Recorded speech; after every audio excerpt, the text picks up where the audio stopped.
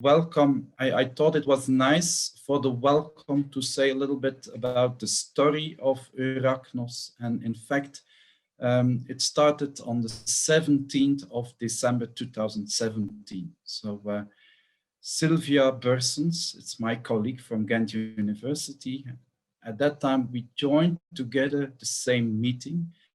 And on the way back home, Sylvia talked and talked and talked to me, and she talked, in fact, about her great belief. And what was her idea? She said there was a project, and I believe we, you and me, we can uh, think about the development of a Wikipedia for farmers, foresters, and advisors. And she said, okay, Peter, can you take up the lead, please? And I said to her, yes, indeed, I do have some experience in European projects, but in fact, Sylvia, what's the hell is a thematic network? I don't know exactly what it is. And she said, okay, you will learn, don't worry. And we set up a consortium, and together, yes, that's what we call co-creation. So together we started writing the proposal. And for a thematic network, we had to say, okay, what is a multi-actor approach? And what we did is we talked about, okay, let's invent an innovation panel. And this innovation panel is not a couple of people. We said, okay, we need 100 engaged people. And that's in fact, a lot of you now attending this meeting will make part of that innovation panel. And a second step, we said also, okay, we want to provide a central system. And in that central system, we want to put high quality knowledge objects and data because they are useful for farmers and end users. But also we said, okay, let's study dissemination and communication of the existing thematic networks, because we believe we can share their insights and their experience with all of them. And in that way, we can improve impact. So also, we said it's the network of the network. So let's go for unifying existing thematic networks across Europe. And that's what we are still aiming to do today. Today, we are the 5th of February, and it's 3 years later, and it's almost the end of our project. We have the Explorer's Guide in our hands. In this guide, you will find experience of all thematic networks on how to successfully set up and conduct a European project. We from the consortium, we do believe that we have set an important step to increase impact of these projects. However, yes, we do know that all these written documents, all these deliverables, in fact, above all these written documents, that in fact it's keeping a European-wide network alive is perhaps the most powerful thing. So I would say, let us make use of it. And in this way, let us help each other. And I'm really glad now to give over the word to Maxime, who will indeed explain us more about this Explorer's Guide together with his task partners. Maxime. Yes, Peter. Welcome everyone to this first presentation of the key outputs of the project EURAKNOS. The EURAKNOS team is very proud to present today the first output from the EURAKNOS project, and this first output is the Explorer's Guide. Just to introduce very briefly myself, I'm Maxime Marois from IDEL, the French Livestock Institute, a partner of the EURAKNOS project. And today I'm joined by Lisa Williams-Van Dijk and Jessica Stokes from the Royal Agricultural University in the UK. So now it's time for us to promote the EURAKNOS Explorer's Guide. So let's move for an overview of what is this guide, for what, and what are the contents of this guide. Our agenda for this first part of the morning We have two parts in this presentation. First, I will give you a general overview of the guide. Um, I would like to answer to the main question: what is the purpose of this guide? Which are the main target group? And I would like to introduce and present you something about the methodology we follow to write this guide. And I will give you a brief general overview of the contents. And in the second part, Jessica and Lisa will give you a presentation of the guide more in depth.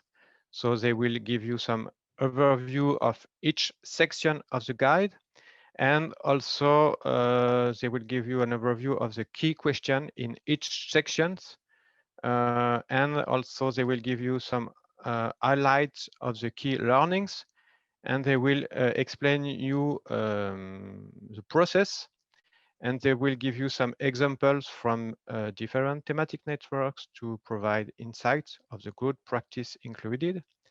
And at the end, they will make a link with the Eureka project. So all your questions are very welcome. After these two presentations, you will have time to question and answers. So as of now, all participants can put a question in the chat.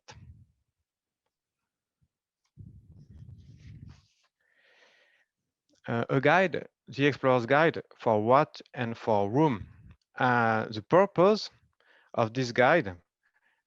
First, this guide represents a key insight from thematic network communities of practice, written for particular use by future coordinators and consortium members of thematic networks to maximize their function and impact. This guide brings together the knowledge and experience of thematic network practitioners, as well as good practices from thematic network projects for you to explore and be inspired by. The aim of this guide is to act as a sounding board to facilitate your thematic network to achieve its highest impact. About the target group, is this guide is for you? If you are currently a part of a managing a thematic network or a multi-actor project, starting or planning to write a project proposal, then this Explorer's Guide is for you. If you are working for the European Union as a project officer or evaluating thematic network or multi-actor project, then this guide might also be for you. If you are interested in the multi-actor approach and looking for inspiration to design a project or improve end-user engagement, then this guide might also be for you. If none of the above applies to you, but you are interested in thematic network, you are also very welcome to use our Explorer's Guide. So this guide wants to be more practical as possible, provide some recommendation, some references to the main issues that the thematic network has to deal with. It's not such a long guide, it's only 36 pages, so it's really easy to read it. How this guide came up? Um, the EURAKNOS project started 2 years ago, and taking into account many concerns, issues, experiences from all the thematic networks. So the roadmap followed by the World Package 3 team in charge to produce this guide was first to take into account the background of the thematic network community. And then last February 2020, we get road package 3 team meetings, and then we decided to follow the different steps to produce this guide. So we had first a common brainstorming, and then we draft a common framework for the working of the thematic network type project. And then in April 2020, we draft first a version of the Explorer's Guide. And in May 2020, we hold a workshop to strengthen and test the guide, to take into account some feedbacks and comments from different kind of experts, consortium members, but also other experts from the KEEP for knowledge innovation panels of the EURAKNOS project. And then last August 2020, we draft a final version submitted to the European Commission. And after that, it was time for us to start to disseminate among this guide among the thematic network communities. What are the main contents of this guide? The guide is not written as technical as to how-to guidelines for implementing a thematic network, because thematic network operate in a very complex environment. It is therefore not appropriate to provide simple blueprint solutions. In fact, it's not manual user. So section 1 is the introduction. Section 2 is focused on the multi-actor approach. Section 3 is related to give recommendation to work effectively as a multi-actor network, and it's related to the first step of the project called project implementation. Section 4 is a section about which deals with the project execution. And the last section, section 4, is to give recommendation to measure your impact and try to get in mind how your thematic network can be more sustainable as possible. All this section will be presented more in depth in a few minutes by Jessica and Lisa. How to use how to use this guide. This guide wants to promote as much as possible all the good practices tested by the thematic network. It's not an evaluation of what the thematic network did, but it's a way to promote and to share best practices. In this guide, you will find two kind of boxes. The first one is called good practice. You can see on the left of this slide. The good practices boxes direct you to good practice or tools from across the thematic network community as examples of how the Explorer's Guide principle have been applied in practice. We cannot include all detail, but provide the main insight. And the second kind of boxes is the explanation boxes. These boxes provide a more detailed account of an Explorer's Guide process, included the value behind the recommendation. And a tip I would like to share with you: it's very useful to always have a digital version at hand, because all hyperlinks are clickable and direct you directly to the right resources available on the website. Now, how to get this guide in practice? This guide will be in a close future available in 13 European languages. At the moment, the 6 first versions are available in English, Dutch, French, German, Greek, and Spanish, and 7 other versions will come very soon.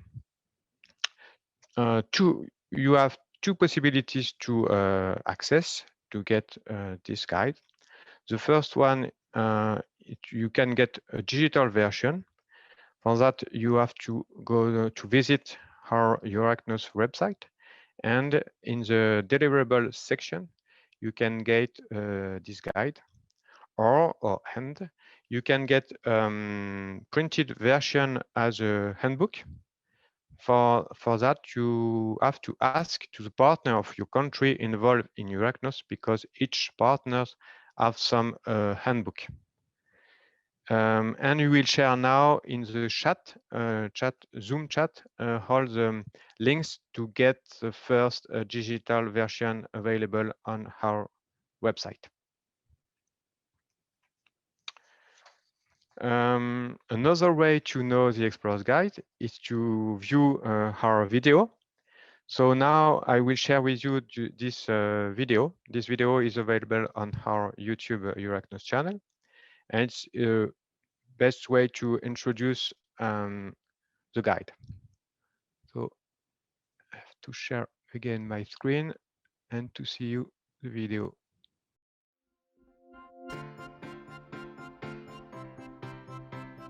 The EURAKNOS Explorer's Guide provides a support framework to learn from previous thematic network projects, reflect and implement the most relevant elements to create the highest possible impact for your project.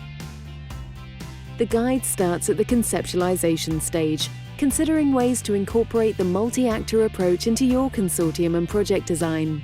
The multi-actor approach is about bringing people together with unique, complementary skills from science and practice to work together to co-create knowledge that's ready for practice by farmers, foresters, and advisors.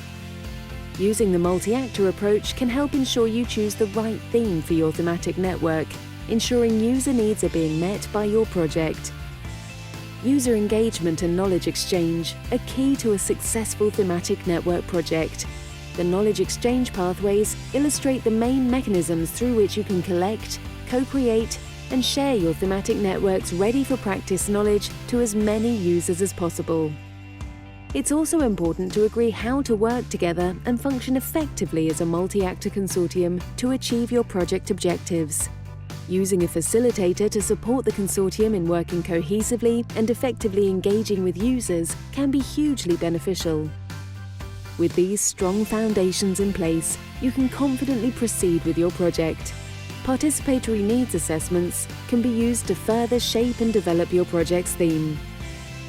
Involving farmers, foresters, and advisors as key knowledge providers can help to select good practices that can inspire or be applied by others to optimize their agricultural or forestry practice. The next step is to share and disseminate these good practices beyond your network. There are a range of ways to do this. Active involvement of users is vital for sustaining the valuable results in networks beyond the lifespan of the project itself. Check out the EURAKNOS Explorer's Guide to Thematic Networks, available through our website. Enjoy the journey and never stop exploring. So it's a video to see, to review, and to spread widely in your networks. So now I will give the floor to Jessica. Thank you for that introduction.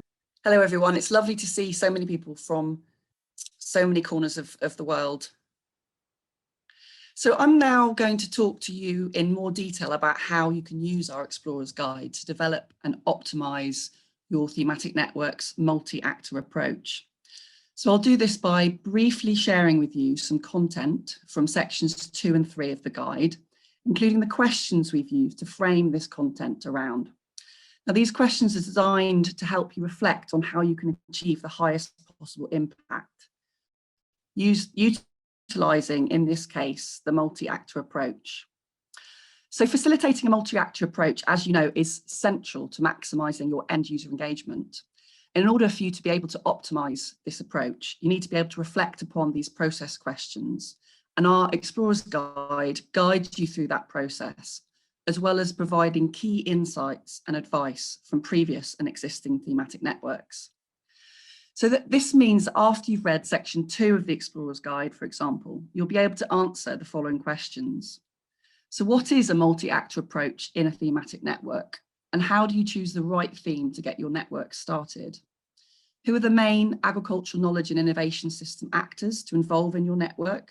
And how do you identify the right combination of partners for the theme that you want to address?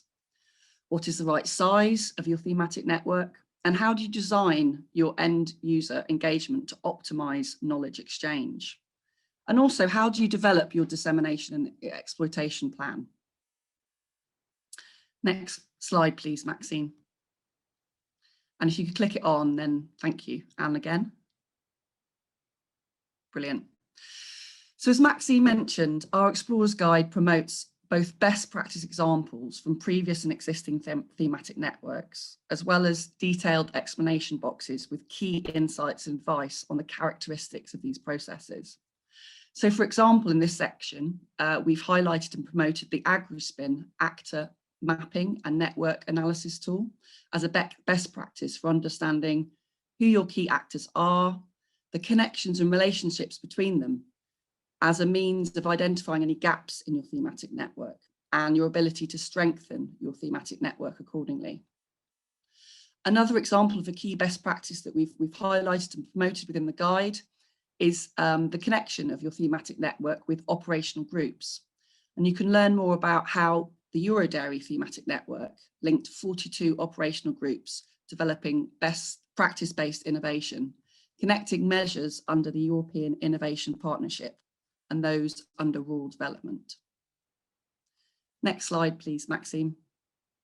And if you just click it on so as well as these best practice examples, throughout our Explorer's Guide, you will find these explanation boxes which reveal the detail and the insights of these key thematic network processes.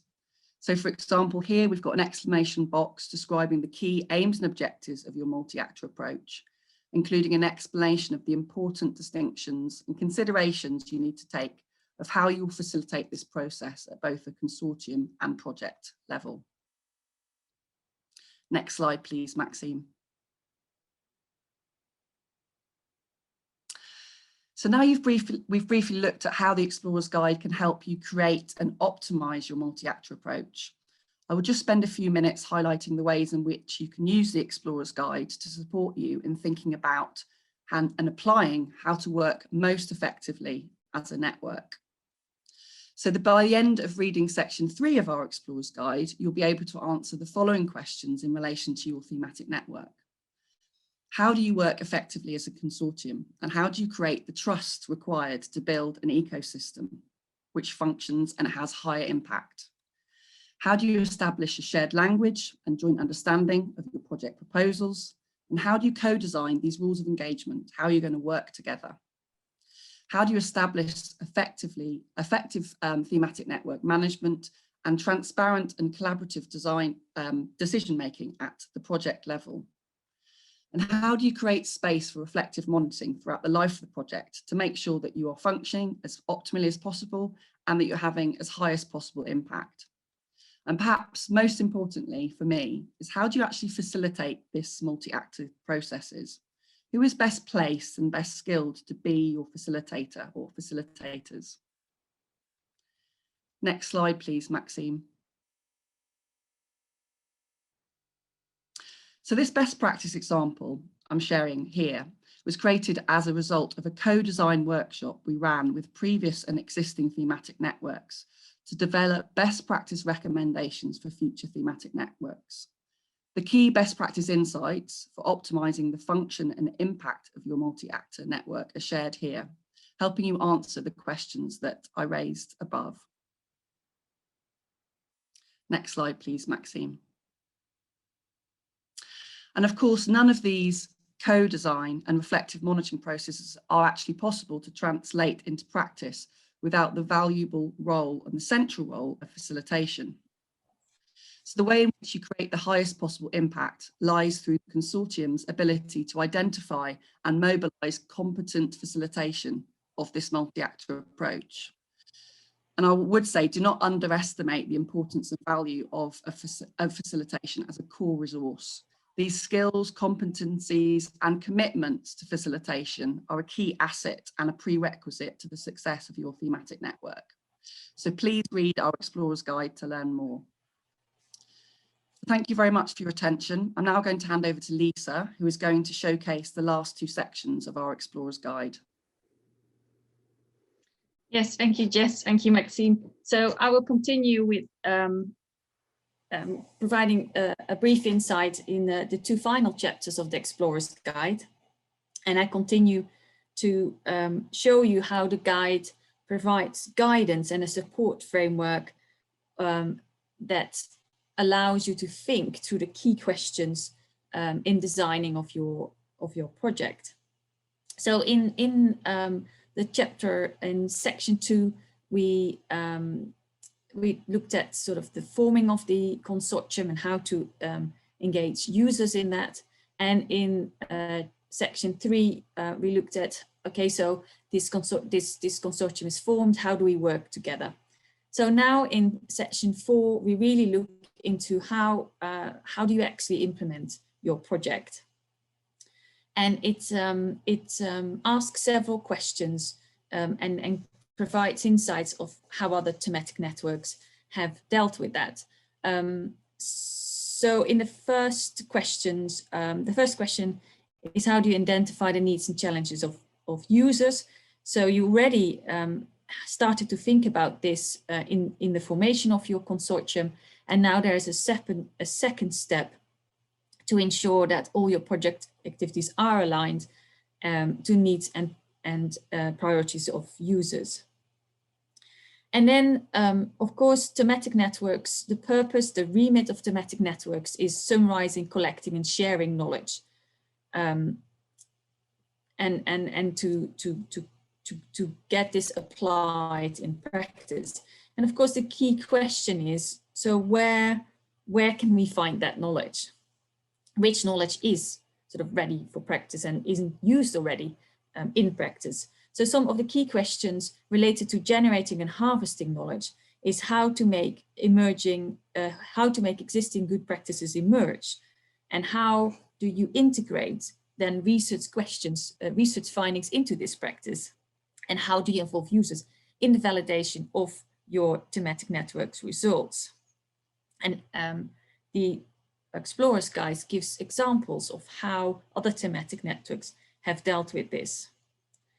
Then this section also then looks at sharing and dissemination. How do you disseminate information and knowledge to your sort of target group that beyond your users within your network, and how to enhance the uptake and use of the results by users. Next one.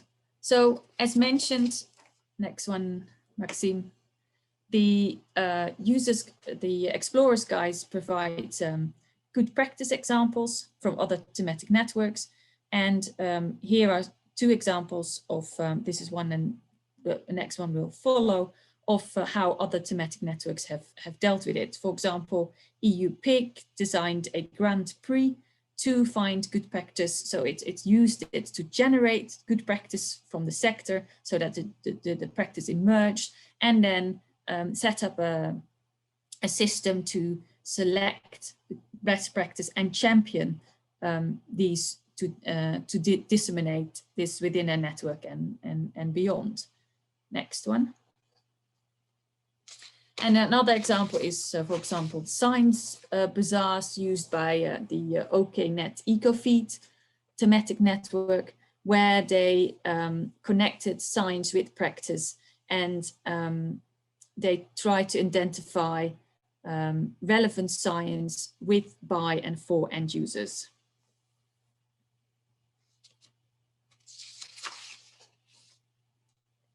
Next one.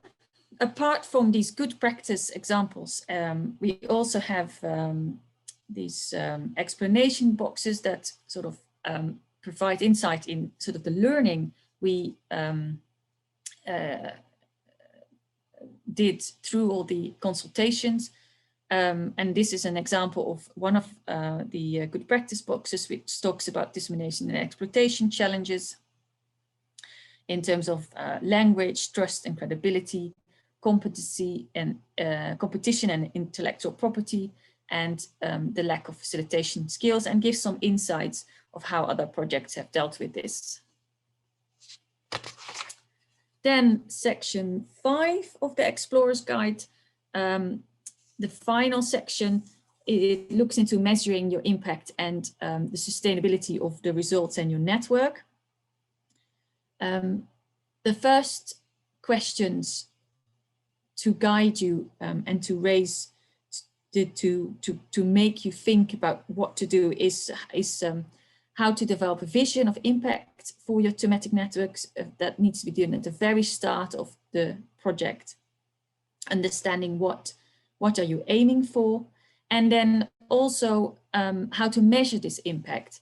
And we acknowledge that we can't measure the impact beyond project lifestyle, but there are many examples of thematic networks that have provided insights in how they can do it during the lifetime of the project. Then furthermore, the Explorer's Guide asks the question how to enhance the sustainability of the results generated and the established network.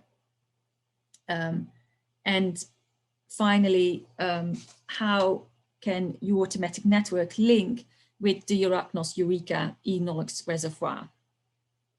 Next one. So this is an example of the learning that came out of the consortium based on all the consultation with the thematic networks. And it's an example how of current practices of thematic networks, of how they measure engagement of end users. So there is a list of indicators related to dissemination and exploitation materials. And next one as well, next slide.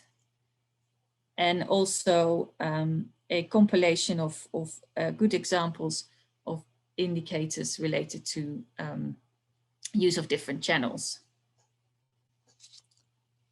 Yep.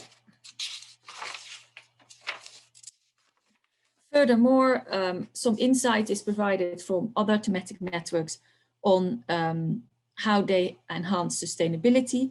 For example, here the OKNet Arable thematic network developed a platform for cross-border learning, and you can read more about that in the Explorer's Guide. And all of the sort of the learning of the consortium on how thematic networks work on the sustainability in terms of results and their network can be found in the policy document produced. Maxime?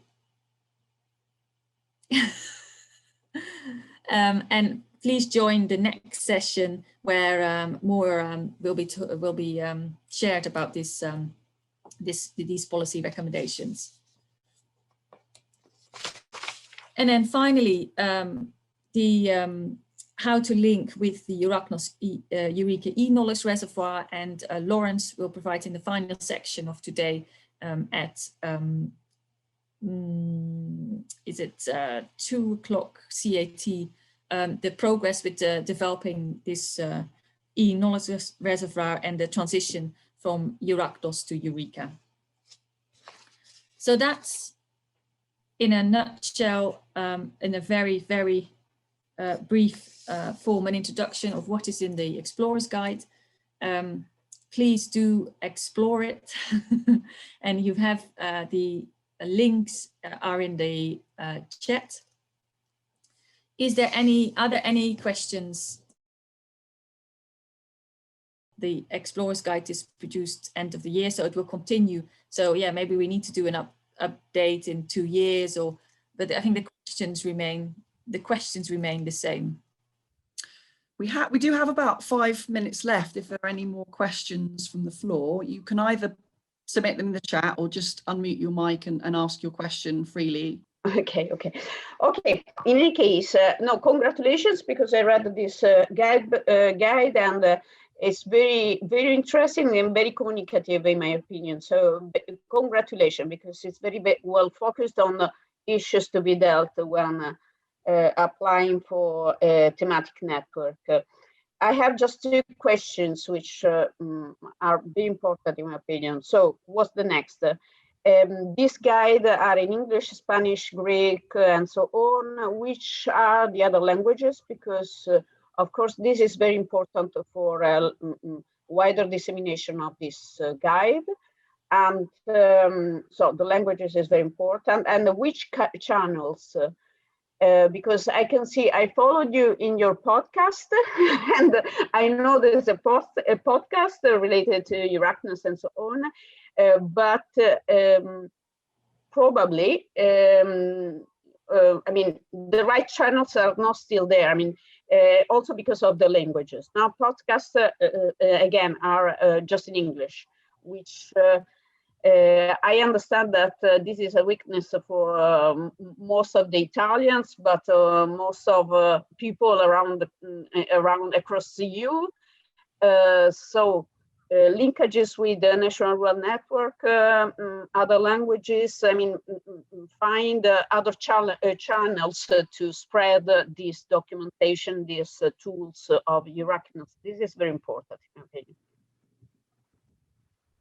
Yeah, definitely. So the languages, I can't remember. Maxine, you have the list.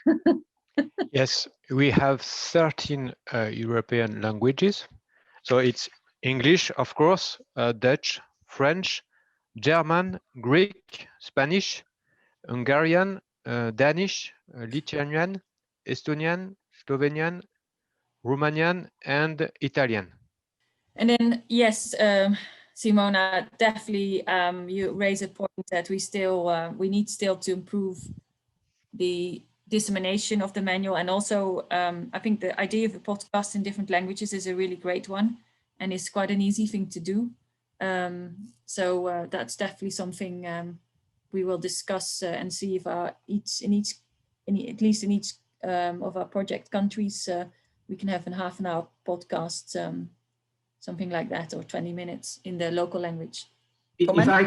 If I can have maybe not a question, but I'm representing Slovakia, and I will definitely pass this all information to our National Rural Network, maybe for the translation, because they translate some documents. So this may be a good link. We are managing regional office of National Rural Network, so hopefully it will work.